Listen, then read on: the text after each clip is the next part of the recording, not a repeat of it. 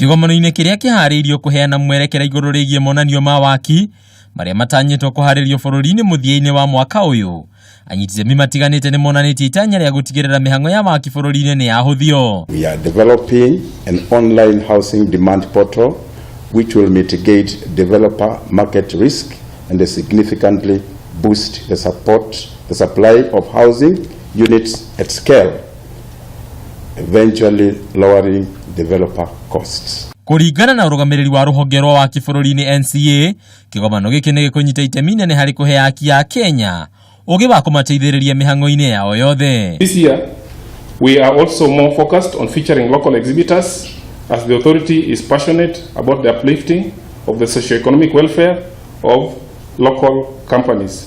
This is in line with the Big Four housing agenda. Kuona bũrũri ũrĩ na ũkunderu wa makĩria ya cikaro milioni 2, rũhonge rwa waki rũgatĩtĩrithia mũbango wa gũtigĩrĩra nyũmba 200,000 nĩ ciakwo harĩ o mwaka iria nĩ cia thogora wa thĩ. Innovation is the heart of affordable construction because we need to build better, faster and cheaper. That is how we will tackle the other two, namely materials and methods.